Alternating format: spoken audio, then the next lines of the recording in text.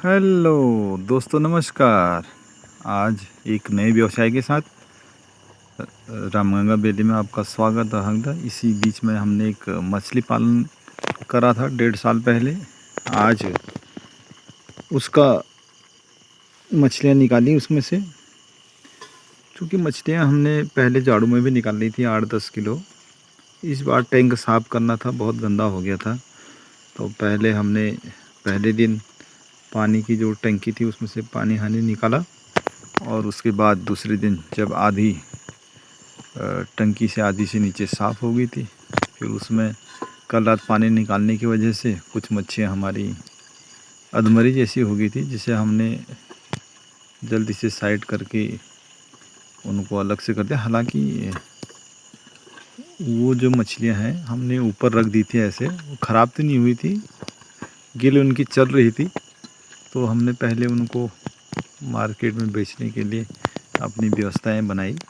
उसके बाद हम मोटर के द्वारा उस पानी को खींच करके फिर उसके बाद उसमें से पानी निकाल के जो मच्छियाँ बड़ी बड़ी थी उनको निकाला।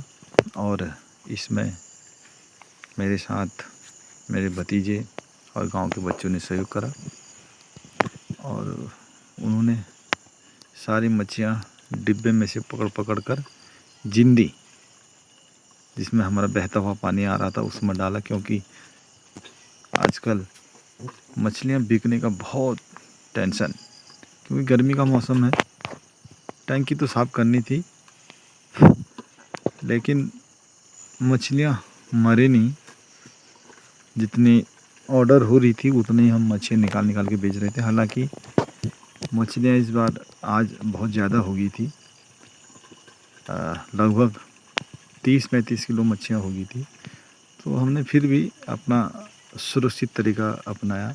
और इसी बीच में जो हमारे बच्चे सहयोग कर रहे थे, उनका आज पिकनिक भी था, और मेरा सौभाग्य था कि मैं भी वहीं कार्य कर रहा था। तो मेरा भतीजा मेरे लिए चाय और मैगी बना के लाया। उसके बाद मैं मच्छी बेचने चले गया, और मेरे जो सहयोगी थे वो हमारे साथ रहते हैं, कमरे में किराएदार रहते हैं, उन्होंने टंकी साफ़ करी। और फिर मैं आया तो उन्होंने मेरे आने तक टंकी बिल्कुल साफ़ कर दी थी। और जो मच्छियाँ मैं छोड़ के चले गया था, वो मच्छियाँ हमने नदी में, उसमें तालाब में फिर डाल दी। जो मच्छी ख़राब हो गई थी, जो मच्छी उल्टी हो रही थी, उसको हमने फिर निकाल दिया था।